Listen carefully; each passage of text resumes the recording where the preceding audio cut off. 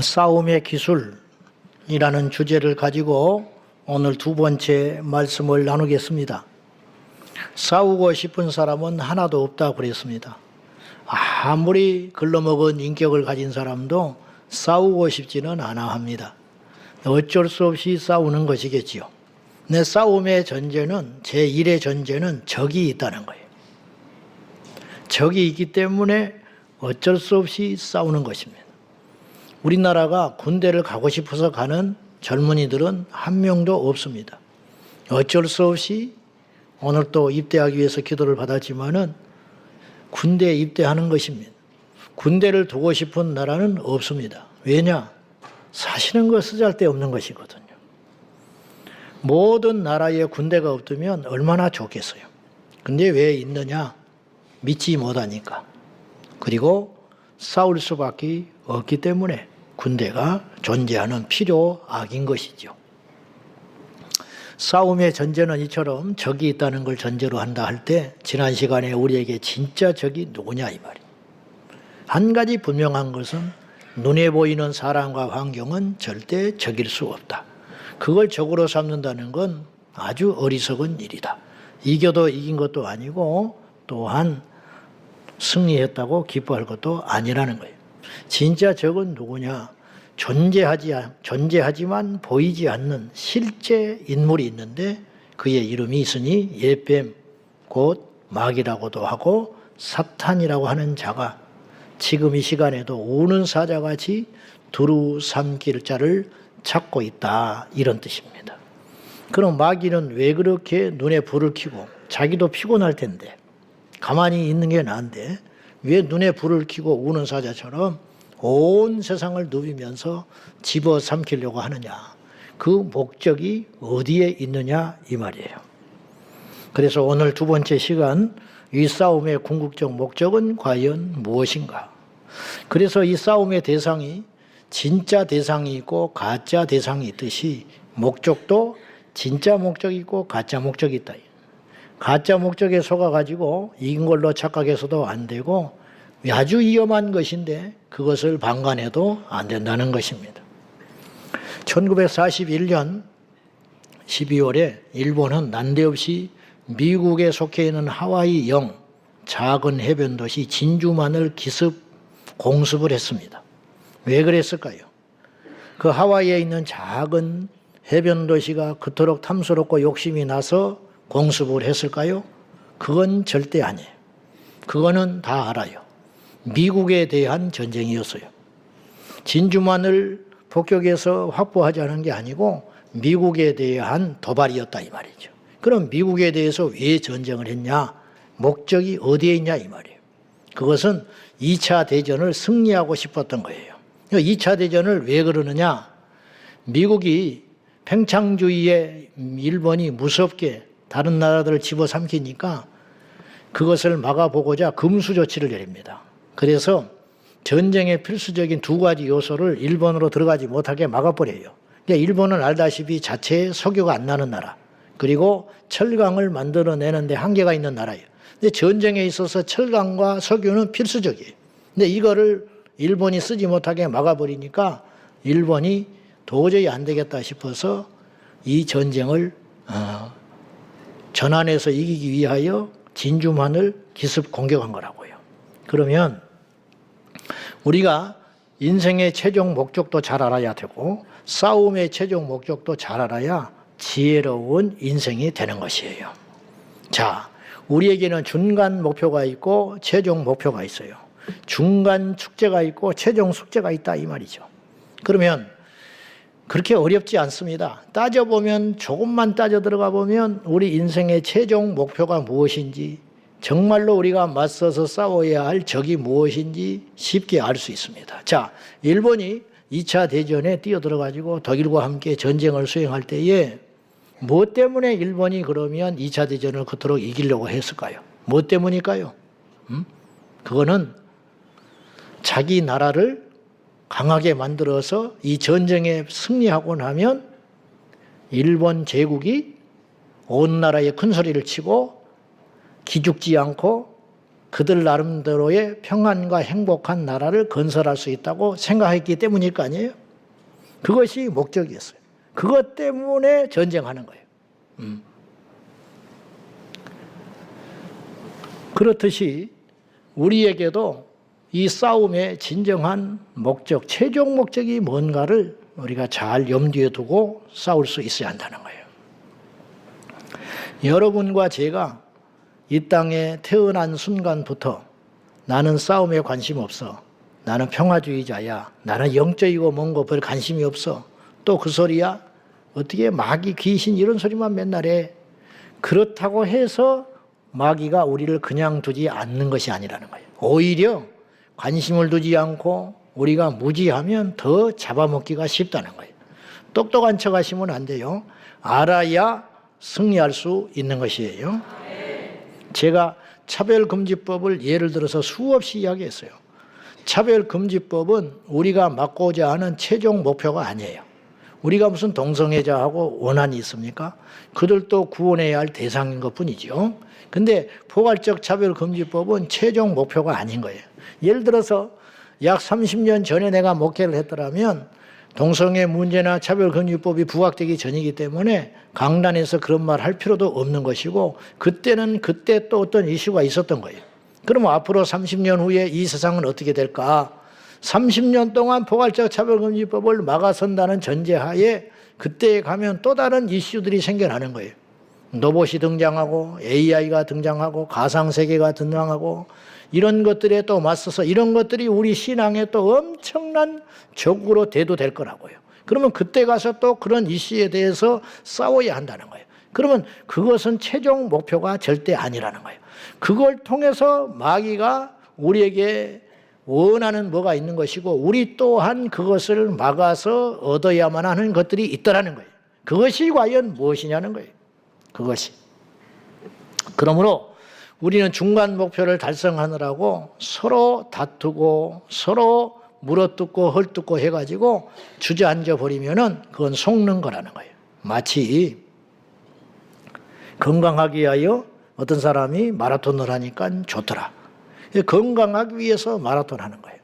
근데 마라톤을 좀 하다 보니까 욕심이 생겨가지고 완주하는 게 목적이 되는 거예요. 완주. 그럼 몇 번 뛰었느냐? 이것이 이제 자랑거리가 되는 거예요.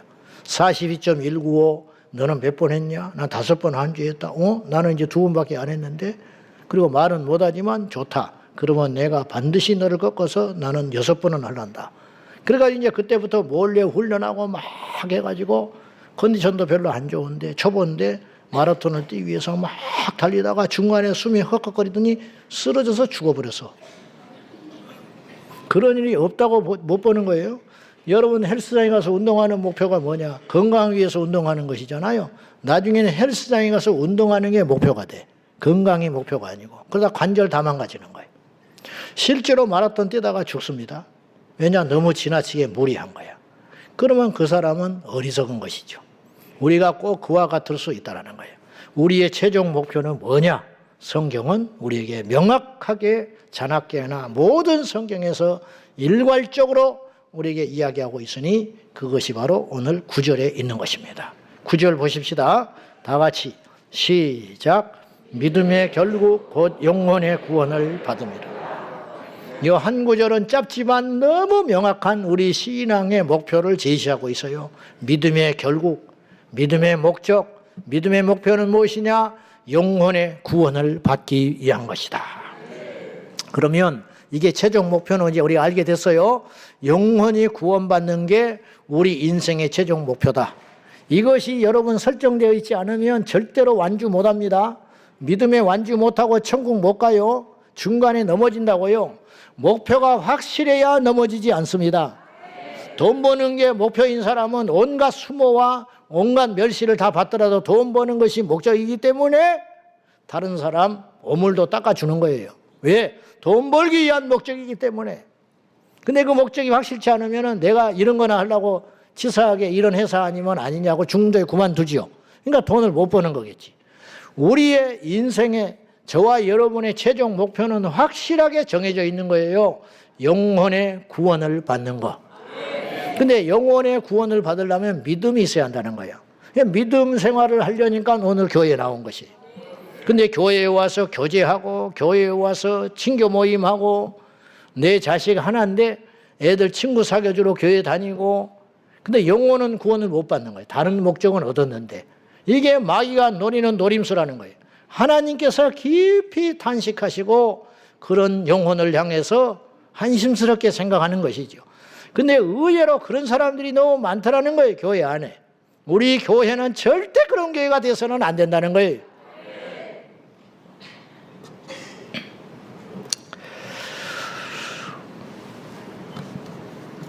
오늘 본문의 8절과 9절에 보시면은 주님을 믿고 믿음의 목표가 영혼을 구원하는 것인데 영혼의 구원을 받은 사람은 특징이 있다. 그게 뭐냐? 증거가 있으니 예수님을 보지 못하지만 사랑한다. 그리고 말할 수 없는 영광 가운데 기쁨이 사라지지 않는다는 거예요. 왜냐? 최종의 것을 얻었기 때문에. 그래서 심지어 6절 보세요. 6절 다 같이 시작. 그러므로 너희가 이제 여러 가지 시험으로 말미암아 잠깐 근심하게 되지 않을 수 없으나 오히려 크게 기뻐하는도다. 베드로 전후서의 이 주제는 무엇이냐면 초대교회 성도들이 세상에 살면서 믿음을 지키느라고 고난을 당하는 성도들이 많습니다. 그리고 이 고난이 해석이 안 돼. 왜 예수 믿는데 이런 고난이 있냐는 거예요. 혹은 하나님은 왜 안 지켜주시냐는 거예요. 그리고 믿음이 약한 사람은 퍽퍽 쓰러져요. 그걸 베드로가 당부하고 굳게 세워주기 위해서 너희만 고난당하는 거 아니야. 그리고 예수 믿는다고 어려움 당하는 것을 이상한 일로 생각하지 마. 오히려 더 어려울 수 있어. 왜? 마귀가 생명의 길에 들어선 우리를 그냥 두지 아니하고 우는 사자처럼 발악을 하고 덤벼들기 때문이야. 너희들이 이걸 잘 알고 너희들만 고난당하는 게 아니고 세상에 있는 믿음의 형제 자매들이 다 고난을 당하고 있는 것이니까 견디고 인내해야 된다. 이걸 이제 깨닫게 하려고 이 편지를 쓴 것이거든요. 근데 다행히 그걸 깨닫는 사람들이 있었다는 거예요. 그래서 너희가 여러 가지 시험, 가난, 질병, 관계, 억압, 핍박, 여러 가지 시련으로 인하여 잠깐 근심할 수 있으나 이 땅에 당하는 고난을 잠깐 근심한 거라고 그랬어요. 천국에 가서 누릴 시간과 비교하면 점과 같은 시간, 1초도 안 되는 시간이다. 아주 잠깐 고난을 받는 것으로 너희들이 당할 수 있는데 이걸 깨닫고 최종 목표가 무엇인지를 너희들이 분명히 깨닫고 있기 때문에 그 시험 가운데서도 무너지지 아니하고 크게 기뻐하고 있구나. 제대로 된 믿음이다. 이제 이렇게 베드로가 안심하고 칭찬하고 있는 것입니다. 시국이 이 시국인데 목사님 또 교회에서 무슨 천국 이야기하고 구원 이야기하고 영혼의 이야기를 하고 세상이 이렇게 복잡하고 힘들고 그러는데 그런 소리를 하십니까? 그런 사람도 있어요. 또 혹은 내가 지금 그런 설교를 들을 여유가 어디가 있습니까? 당장 죽겠는데 그런 사람도 여러분이 있을지 몰라요. 분명히 있을 수 있습니다. 그런 분들은 분별을 잘 하시고 제 말이 논리적으로 맞지 않으면 안 따라와도 됩니다. 그러나 제 말이 논리적으로 맞다면 여러분은 듣고 행동을 바꾸셔야 되는데 옛날에 어느 목사님이 60년대에 한국이 6.25 동란 끝나고 너무 어렵고 힘든 때가 있었거든요. 그때 이제 교회를 세우고 이제 천막을 쳐놓고 노방전도를 하면서 전도를 하러 다니셨는데 움막, 다 쓰러져가는 움막 속에 들어가서 예수를 믿고 천국 구원받고 천국 갑시다. 예수 믿지 않으면 지옥 갑니다. 막 그렇게 외치고 이제 전도를 하러 다녔어요. 그랬더니 어떤 아낙네 하나가 눈에 쌍불을 켜고 나타났더래. 씩씩거리면서. 천국이라고? 지옥이라고? 사는 것이 지옥이야. 당신 이거 보고 몰라? 근데 움막 안에 어떤 일이 벌어지고 있었냐? 남편은 병들어 누워있고 자식들 서너 명은 먹지를 못해가지고 허기진 배를 움켜쥐고 누워있었어요. 사는 게 지옥이야. 무슨 죽어서 지옥 가고 천국 가고 어디가 있어? 근데 반박을 못하겠더래요. 이 목사님이 천국을 믿음에도 불구하고. 그래가지고 무엇으로 하나 얻어맞은 듯 싶었대. 그래서 그분이 그때부터 목회 설교를 바꿨대. 이 땅에 이렇게 고난당하고 어려움 당한 성도들이 많은데 내가 뜬구름 소리를 하고 있었구나. 그래서 이 땅의 복을 설파하기 시작했다. 그렇게 말씀을 하십니다. 저는 한없이 부족하고 감히 말할 수 없는 부끄러운 종이지만 나는 그것에 꼭 찬성하지는 않습니다. 몰라요. 내가 먹고 살만해서 그런지는 몰라도 아직 등 따시고 배가 불러서 그런 여유가 있어서 찬성하지 못하는지는 몰라도 우리의 궁극적 목표는 이 땅이 아닙니다. 우리의 궁극적 목표는 저 천국에 있는 것입니다. 그래서 좀 아쉽습니다. 그렇게 말씀하신 것에 대해서. 자, 명심할 필요가 있는데 이 땅에 우리가 어떤 선택을 하고 어떤 인생을 살든지 그건 자유입니다. 하나님 우리에게 자유의지를 주셨기 때문에 그건 결정하고 선택하여 살아가면 됩니다. 그러나 잊지 말 것은 누구든지 간에 선한 자나 악한 자나 강한 자나 약한 자나 잘난 자나 못난 자나 인생의 궁극적 끝자락에 가서는 반드시 그분을 믿든지 안 믿든지 간에 주님 앞에 서서 심판날에 서게 된다는 것입니다. 그 심판날에 설 때에는 중간 자리가 없으니 중간에 선택지가 없고 오직 둘 중에 하나밖에 없으니 영생과 영벌밖에 없는 것입니다. 지금 전 세계 위세를 떨치며 말 한마디에 한 국가를 울리고 울릴 수 있는 세계 최고의 강대국 미국의 수장이 트럼프 대통령입니다. 근데 보십시오. 그분이 약 80세가 되셨는데 그분이 타고난 강골이라 엄청나게 왕성하게 활동을 합니다. 저는 그래봤자 100살 산다고 봐요. 응? 앞으로 20년 살 텐데 그것도 한 10년은 이제 힘 빠져서 그렇게 사실 것이고 앞으로 짧으면 5년, 길어야 10년 왕성하게 세계를 쥐고 들었다 놨다 할 거예요. 그리고는 결국은 하나님 앞에 서게 될 겁니다. 푸틴, 시진핑, 일론 머스크, 이재명, 윤석열, 한동훈 다 주님 앞에 서요. 저는 묻고 싶어요. 감히 그들은 그들의 영혼의 마지막을 알고 있는지 모르기 때문에 그렇게 살아가는 거예요. 안다면 그렇게 절대 못 살아요. 알면 어떻게 살 거냐? 준비할 겁니다. 똑똑하니까. 준비 못 하잖아요. 못해. 안 하는 거야. 할 수도 없어. 왜? 믿어지지 않으니까. 그들의 눈에 길거리에서 전도하는 전도자가 어떻게 보일까요? 얼마나 바보스럽고 얼마나 어리석어 보이겠습니까? 그러나 누가 진짜 어리석은 자입니까? 어쩌면 이들은 모두 다 인생의 가장 큰 사기꾼에게 속아서 놀아나고 있는지 몰라요. 실컷 그들의 도구가 되어서 써먹다가 비참하게 던져질 인생인들지도 몰라요. 어쩌면 피해자입니다. 가장 지혜롭고 실속 있는 사람은 어쩌면 저 시골 교회 몇 명 모이지도 않는 그 교회 공동체에서 그 지역 떠나보지도 않고 태어나서 그냥 그럭저럭 풍지고 힘든 세상 남편한테 사랑도 받지 못하고 그러나 예수님을 만나서 그 교회가 최고인 줄 알고 새벽기도도 쉬지 않고 그냥 자기 교회 목사님이 최고인 줄 알고 여기서 이제 전제 조건이 있죠. 그 교회에서 참된 진리의 말씀을 선포한다는 전제하에 그 교회에서 텔레비전 틀어보면 세상이 어수선하고 주여 그리고 이 나라를 지켜주세요. 뭐가 뭔지는 모르지만 하나님 이 나라 지켜주세요.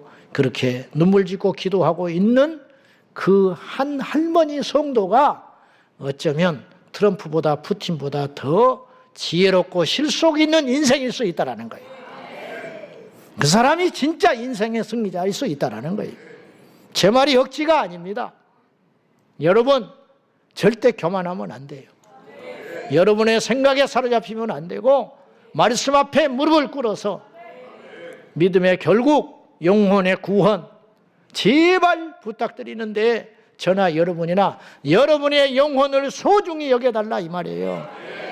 여러분의 영혼이 얼마나 중요하고 가치가 있는지 우리 젊은이들은 너무 인생을 쉽게 사는 젊은이들이 많아요. 오토바이 타고 중학교 아이들이 헬멧도 안 쓰고 막 부릉부릉 신호도 안 지키고 막 누비고 다니잖아요. 멋지십니까? 대단해 보이십니까? 전부 혀를 끌끌 찬다. 예, 우리도 옛날에 그랬다. 그러나 큰일 난다. 근데 모르는 거예요, 그 인생들은. 지금 하나님의 은혜로 우리에게 영의 시야를 뜰 수 있도록 눈을 주신 거예요. 하나님이 믿어지게 하시고 천국이 보여지게 하시고 그로 인하여 내 인생을 바꿔주신 하나님, 우리가 얼마나 엄청난 기회를 얻게 되었으며 엄청난 기회를 붙잡았는지 여러분이 꼭 눈이 떠져야 된다, 이런 말이에요. 이 피할 수 없는 전쟁에 관여된 존재는 세 존재, 하나님, 마귀, 그리고 중간자인 인간, 이 세 공통점이 있는데 하나님이 영이시고 마귀가 영적 존재고 또한 인간이 영적 존재입니다. 근데 인간은 특이하게 영적 존재인과 동시에 아직 육체 가운데 있어요. 이 육체가 죽게 되면 이제 완전한 영적 존재가 되는 것이죠. 이 세 존재가 맞물려 가지고 치열하게 전쟁을 치르고 있는데 하나님이나 마귀나 양보할 수 없는 우리 영혼을 놓고 중간에 놓고 벌이는 치열한 전쟁들이 지금도 벌어지고 있다는 거예요. 그런데 정작 우리만 몰라요. 그 싸움에 직접 당사자인 인간만 무지하고 어리석어서 이 치열한 전쟁이 일어난 줄 모르고 눈에 보이는 육의 전쟁, 눈에 보이는 육의 것들만 취하고 살아가느라고 정작 영혼의 안전과 미래에 대해서는 별 관심이 없다, 이런 말이에요. 지금 성경 안팎에서 예나 지금이나 일어나고 있는 치열한 전쟁의 모델들이 많습니다. 성경만 펴보면 그 이야기가 줄을 이어요. 어느 때는 직접 마귀가 등장하기도 하고 어느 때는 감춰져 있는데 분명히 마귀가 하는 일이 보이는 것이죠. 하나님이 직접 개입하기도 하시고 하나님이 하시는 일임에도 불구하고 하나님의 손이 안 보이는 대목도 성경에는 너무 많다는 거죠. 그 많고 많은 모델들과 사례들 중에 한 사례만 여러분에게 소개를 하자면 욥의 경우를 볼 수 있어요. 욥기서 1장에 보면 저 천상에서 하나님과 사탄이 만남을 갖습니다. 근데 마귀가 온 세상을 쭉 둘러보고 하나님 앞에 섰습니다. 그리고는 세상을 두루 감찰하고 보고 왔나이다. 그러니까 하나님께서 한 사람을 자랑을 해요. 내 종 욥을 유의하여 봤느냐.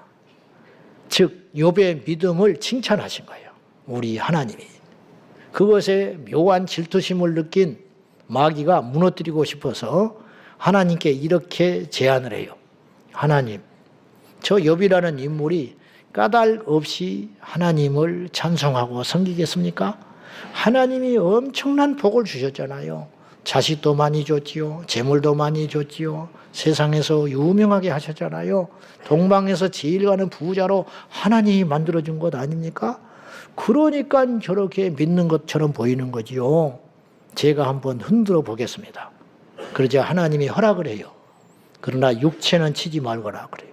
그때부터 냉큼 내려가가지고 마귀가 모든 걸 동원하여 욥을 치기 시작하는데 성경에는 마귀가 직접 쳤다고 나오지 않아요. 강도를 동원하고 기후를 동원하고 환경을 동원해가지고 첫 번째로 욥의 자식들을 다 죽입니다. 그 다음에는 욥의 재산을 다 강탈해서 갑니다. 근데도 욥이 무너지지 않습니다. 욥이 버텨요. 즉 믿음을 떠나지 않는다고. 그냥 마귀가 진 거예요. 그러니까 하나님이 승리한 것이죠. 하나님께서 욥을 칭찬하시고 믿음을 인정했는데 그것이 증명이 됐으니까.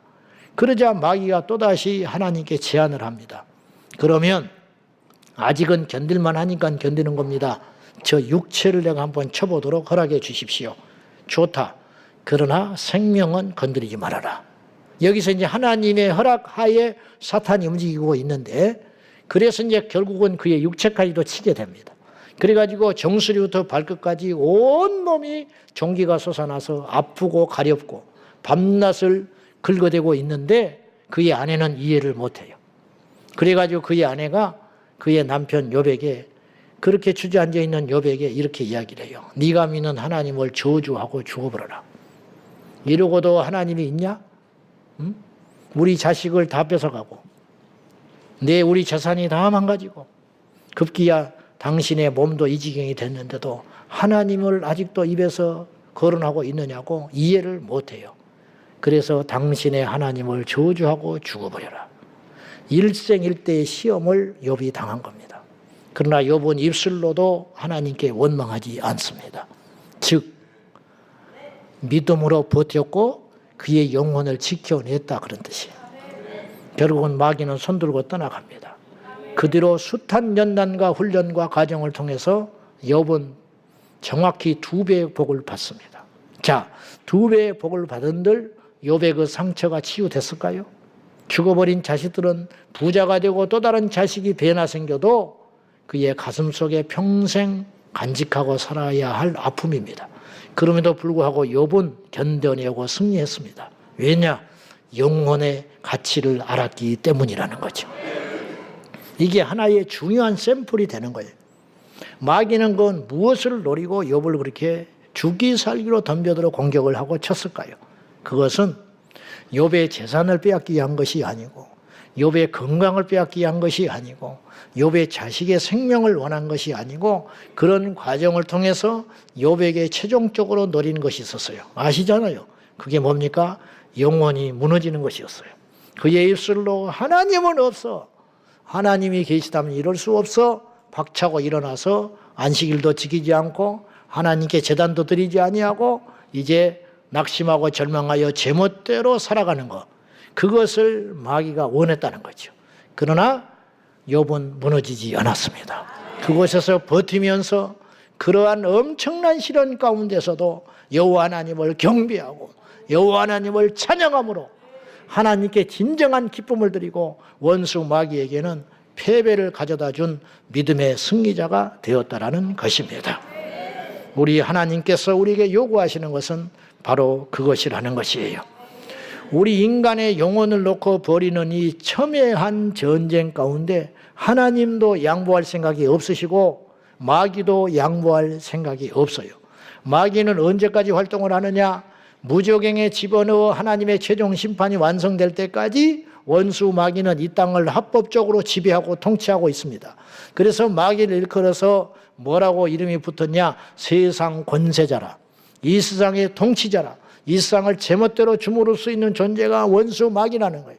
그럼 하나님은 왜 그걸 그렇게 우리 인간을 공격하고 우리 인간을 짓누르고 우리 인간의 믿음을 가져가도록 시험하도록 놔두시는가? 그것은 우리 하나님께서 원하시는 것은 로봇처럼 앵무새처럼 하나님을 경외하는 것을 원하지 아니하시고 어려움과 시련과 때로는 자발적 의지를 통하여 나의 하나님은 진정으로 살아계신 하나님이고 나의 시련과 고난과 고통과 어려움 가운데에서도 살아계신 하나님을 부인하거나 떠나거나 부정할 수 없다고 담대히 선포하는 우리들을 통하여 하나님의 살아계심이 온 만방에 나타나기를 원하시는 그 뜻을 갖고 계시고, 그렇게 산 자에게 하나님께서 저 하늘에서 구원과 상급을 주시려고 기다리고 있으니 이 땅에서 당한 고난과 수모와 핍박과 눈물과 고통과는 비교할 수 없는 엄청난 가치의 상급들이 저 하나님 앞에 가면 기다리고 있다라는 것이, 그것을 취하는 것이 우리 인생의 최종 목표인 줄로 믿습니다. 그러므로 우리는 어떤 경우에도 우리 영혼의 가치와 소중함을 알고 이기적이 되다시피 해가면서 온갖 모욕과 욕을 들어먹는 한이 있어도 저와 여러분의 영혼을 지켜내는 지혜로운 자가 되어야 할 줄로 믿습니다. 여러분, 성경에는 합리적인 이야기가 99%지만은 성경을 읽다 보면 도무지 납득이 되지 않는 본문도 나와요. 주님이 그렇게 행동하셨고 그렇게 하라고 가르치신 내용들이 나온단 말이에요. 마르다와 마리아, 작은 예지만은 누가 봐도 마리아가 잘못하는 거예요. 언니는 부산하게 일을 하고 왔다 갔다 하는데 동생이 돼가지고 얌체처럼 예수님 발밑에서 말씀을 듣겠다고 일하지 않고 있는 모습은 이기적인 것처럼 보여요. 그러나 주님은 마리아를 감싸고 두둔해 주셨습니다. 왜 그러냐? 마리아가 옳은 선택을 했기 때문입니다. 예수님을 따르려고 한 제자들이 극단적으로 주님을 따랐습니다. 그물을 버렸습니다. 그건 그렇다 칩시다. 배를 버렸습니다. 직업을 포기했다 칩시다. 그것까지도 100번 양보해서 그렇다 칩시다. 근데 천륜도 버렸어요. 아부이도 버렸습니다. 근데 예수님은 따라오지 말라 하지 아니하시고 기꺼이 그들을 받아줬습니다. 그의 제자 중에 하나 세리, 마태, 레이는 세관에서 일을 할 때 주님이 찾아가셔서 나를 따라오라고 명하셨습니다. 그리고는 따라 나선 레이를 데리고 가셨어요. 실업자 만들어버리는 거예요. 그의 처자식은 뭘 먹고 살라고. 주님은 그런 극단적인 일도 서슴지 않게 하셨어요.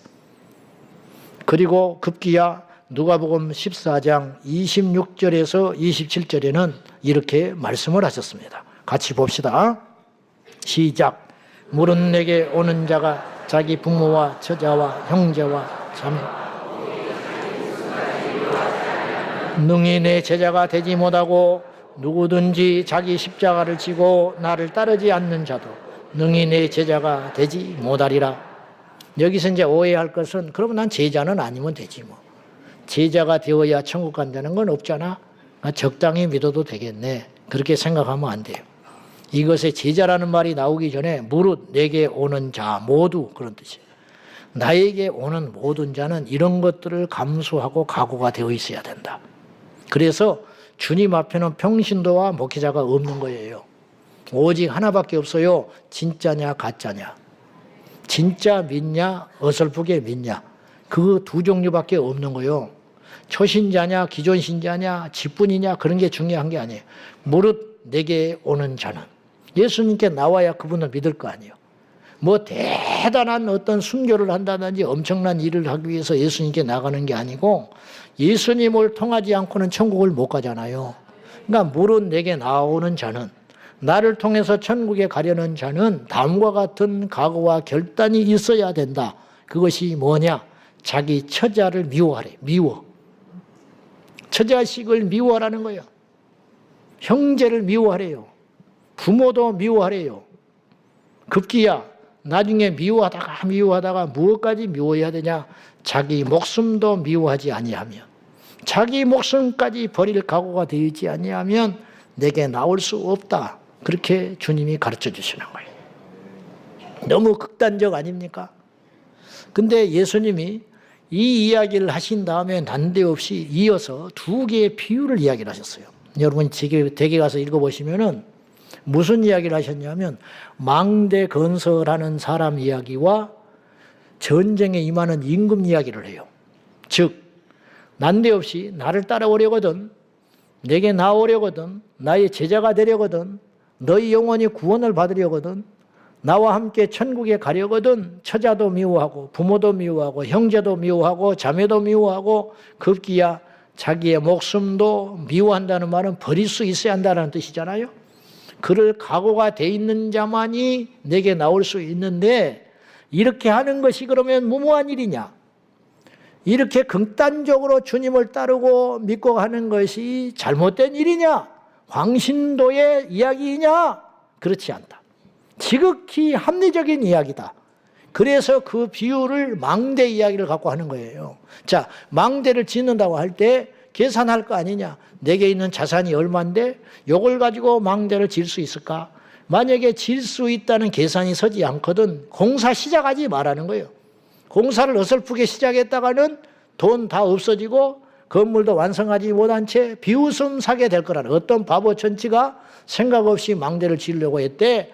이렇게 한다는 거 어려운 이야기가 절대 아니에요. 오늘 설교는 어려운 이야기가 하나도 없어요. 그러고 나서 주님이 또 하나 덧붙여서 말하기를 어느 임금이 전쟁을 하러 갈 때에 적군이 침입해서 어쩔 수 없이 전쟁을 해야 되는데 내게 갖고 있는 군사 2만을 가지고 저 적을 과연 이길 수 있을까?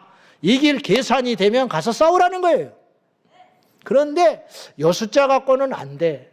도무지 이길 자신이 없어. 그러면 자존심이고 뭐고 간에 다 팽개치고 맨발로 뛰쳐나가가지고 그 임금한테 머리를 조아리고 사정을 하고 살려달라고 해라. 그것이 지혜로운 것이다. 그렇게 이야기하고 있다니까요. 뭐가 제일 중요하냐는 거예요. 목숨을 지키기 위해서는 뭘 못하냐는 거예요. 여러분, 그렇지 않습니까? 다리를 왜 잘라요? 간을 왜 자르는 거예요? 왜? 살기 위해서 자르는 거예요. 좋아서 자른 사람은 한 명도 없습니다. 살아야 하니까 잘라내듯이. 여러분, 우리가 영원히 구원을 받아서 천국에 가야 한다는데 그것을 위해서 포기하는 것이 어리석은 것이고 무모한 것이고 극단적인 것일까요? 그렇지 않다는 거예요. 당연하다는 거예요. 가르쳐 줘야 됩니까? 설득을 해야 됩니까? 그래서 구원이라는 건 오랜 시간이 걸리는 게 아니에요. 첫날 교회에 와서도 믿으면 구원받을 수 있어요. 그렇구나. 천국이 있다는데 그러면 내가 이제부터 교회 다니는 목적은 분명해졌다. 내가 교회를 다녀야 천국 갈 수 있구나. 그러면 거리가 문제며 날씨가 문제며 직장이 문제며 내 환경이 문제며 내 몸에 아픈 것이 문제냐고. 여러분들의 이제 주일 성수나 신앙생활이 보고가 올라옵니다. 제가 보면은 지난 주간에도 여럿이 폐배해서 주저앉아 있습니다. 등록해놓고 전화를 안 받습니다. 그럼 바빠서 안 받는 게 아니에요. 공격받아서 져버린 거예요. 큰맘 먹고 교회에 왔고 등록을 할 때까지만 해도 내가 이 교회 열심히 다녀서 내가 오늘 설교를 들어보니까 하나님이 살아계시고 천국과 지옥이 있는 것 같은데 내가 열심히 예수 믿어야겠다. 그래서 한번 우연히 왔다가 머뭇머뭇하다가 결정을 한 사람도 있을 수 있죠. 그래서 그날 등록카드를 써놓고 열심히 다니겠다고 기도받고 갔어요. 근데 며칠 사이에 마귀가 그냥 놔두질 않은 거예요. 그래서 그 마음이 식어버렸어요. 그래서 전화가 안 돼요. 전화가 안 되니 무슨 수로 교회를 건전해서 올라옵니까? 그런 사람이 숱하게 일어나고 있습니다. 그리고 기존의 교회 다닌 사람도 역시 어려워서 시험이 와서 교회에 와서 누구하고 불편해서 심지어는 자리 다툼 때문에 주차장 때문에 비좁아서 등등의 이유로 교회를 떠나는 사람도 있어요. 우리가 볼 때는 이해가 안 가고 아깝고 어떻게 저럴 수가 있을까 하지만 그 사람은 그거밖에 안 되는 거예요. 남의 이야기가 아닙니다.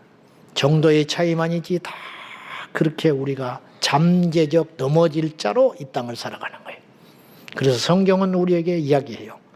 끝까지 견디는 자는 구원을 받으리라. 견뎌내셔야 돼요. 목사 월급주로 여러분 교회 다니고 있는 거 아니에요. 제가 월급 받으려고 목회하고 있는 거 아니에요.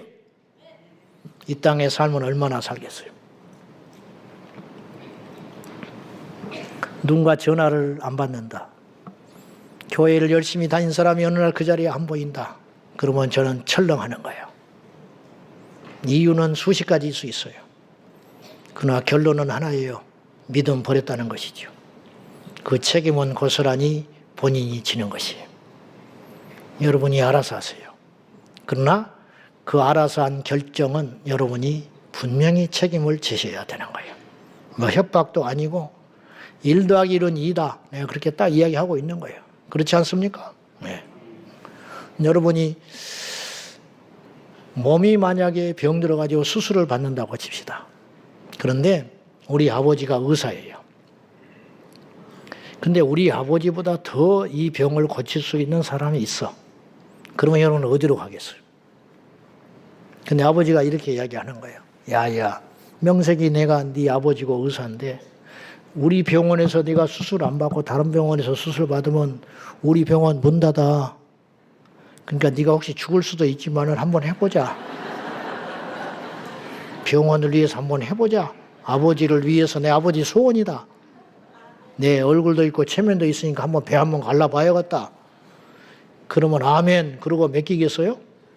나는 절대 안 맡겨. 당신 아버지 맞아? 나는 그렇게 이야기할지 몰라. 내 아버지가 목회를 하고 내 자식이 목회를 해도 내가 이 교회를 계속 다녔다가는 내가 복음을 못 들어서 천국을 못 갈 것 같아. 그러면 돌아서라 이 말이에요. 주님은 그렇게 말하지는 않았어요. 성경에. 그러나 주님이 그렇게 말한들 주님이 틀렸다고는 말씀하지 않으실 것 같아. 왜냐? 그런 유사한 이야기를 성경에는 숱하게 했기 때문에. 성도들이여, 여러분의 영혼은 누구도 지켜주지 않아요. 우리가 지켜야 돼요. 마귀를 대신 싸워줄 존재는 없어요. 우리가 싸워야 하고 우리가 견뎌야 합니다. 여러분의 영혼 소중한 줄 아시고 어떤 대가를 지불하고도 마지막까지 견뎌내는 지혜로운 승리자, 최종 목표가 무엇인가를 분명히 잘 따지셔서 중간 목표에 머물러 어리석게 헛된 싸움하다가 이리저리 휘말려 넘어지고 자빠지고 하지 말고 최종 인생의 목표, 정치 이야기, 쓸데없는 이야기, 교회 안에 셀 모임을 왜 하는 거예요? 예배를 왜 오는 거예요? 셀 모임 가서 더 망가진 사람도 있어. 밖에 가서 성교회 갔다. 성교회를 가는 이유가 이제 믿음 생활 잘하기 위해서 간다. 근데 성교회를 다니다가 주일도 안 지키고 믿음에서 떨어졌다. 그러면 가지 마라 이 말이에요. 무슨 성경 공부를 한다고 믿음 강화시킨다고 어디 뭐 소개받아서 성경 공부를 하고 다니다. 근데 이단이라 안 가야 된다는 거예요. 무엇이 제일 중요하며 무엇이 나에게 진정으로 지혜로운 선택이고 길인지를 누가 말을 해줘야 듣냐 이 말이에요.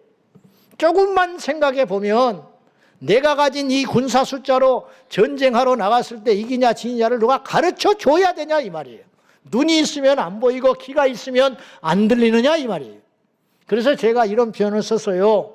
여러분이 믿음에서 실족한다, 주님을 떠난다라고 칠 때는 지옥불에 가서 영원히 불구덩이 가운데서 고통을 죽지 않고 받는다는 것보다 더 큰 고통과 더 큰 견디지 못할 시련이 있으면 그렇게 해라. 그러나 이 땅에는 없을 것이다. 그런 것은. 욥이 버텼잖아요. 욥이 왜 버텼겠어요? 고집입니까? 주님을 향한 의리인가요? 생각이 없는 사람입니까? 정말로 지혜로우니까 견딘 거예요. 속으로 피를 삼키고 있다고 욥이. 그 수모 지나가면서 한마디씩 하는 거 친구들이 조롱하고 네가 까닭없이 이런 일을 당했겠냐? 하나님 앞에 뭔가 잘못했으니까 그렇지. 온갖 소리를 수모를 당하고 자기 아내까지 떠나갔음에도 불구하고 그 외롭고 힘든 시간들을 입술을 깨물고 하나님께 원망하지 아니하고 버텼던 이유는 무엇이냐? 최종의 것을 뺏기고 싶지 않아서 그걸 견디고 참고 해석이 안 되죠. 자기도 해석이 안 돼. 이해가 안 가. 그러나 한 가지 분명한 것은 견뎌야 된다는 것. 그것밖에 없는 거예요. 나중에 복을 받아서 그게 복이 아니에요. 웃지를 못하는 거예요. 그걸 위해서 참은 게 아니에요. 욥은. 그건 어쩌다가 받게 된 것이고 욥이 최종적으로 원하고 노렸던 것은 뭐냐면 자기 영혼만큼은 포기할 수 없었던 거예요. 자기 아내 포기했잖아요. 친구들 관계 다 포기했잖아요. 세상에 똥바가지 뒤집어쓴 거예요. 조롱거리 된 거예요. 남이 잘 되면 좋아하는 줄 아세요? 망해버렸다고 하니까 얼마나 시기하는 사람들이 통쾌하게 노래 부르고 수군거리고 지나가는 사람이 남의 말 얼마나 많이 해댔겠어요. 그 수모를 견디고 견뎠던 이유는 어디에 있느냐? 최종 목표를 분명히 알았기 때문이라는 거예요. 이것이 지혜로운 자의 자세인 것입니다. 성도 여러분, 저나 여러분이나 살면 얼마나 살겠습니까? 누리면 얼마나 누리겠습니까? 세월이 엄청나게 빨리 지나갑니다. 이 세상에 헛된 거 소망 두지 마시고 여러분의 육체의 건강도 중요하고 자존심도 중요하고 세상에서 인정받는 것도 중요한데 여러분 세계 모든 사람이 그 사람을 칭찬하면 뭐하겠습니까? 박수치고 최고 인기라고 줄을 서면 뭐하겠어요? 그 영혼이 지옥에 간다면 무슨 필요가 있겠습니까? 사람이 천하를 얻고도 그의 생명을 잃어버리면 무엇이 유익하리요? 하셨으니 우리 모두가 깊게 생각할 필요도 없어요. 하나님이 살아계시구나. 천국이 있구나. 그러면 나는 천국 가기 위해서 뭘 지켜야 되느냐? 답이 나와 있습니다. 끝까지 지키고 견디는 저와 여러분 되셔서 이 전쟁에서 승리하기를 축원합니다. 기도하십시다. 하나님 아버지, 우매한 저희들에게 눈을 열어 주십시오.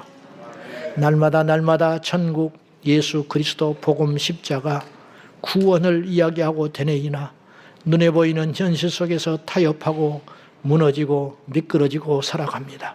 주여, 우리 믿음 없음을 용서해 주시고 앞으로 기쁜 일이든 슬픈 일이든 잘 되든 안 되든 우리 인생의 최종 목적이 영혼의 구원받는 것임을 깨달아 알았으니 그것을 놓치지 않게 하여 주시옵소서.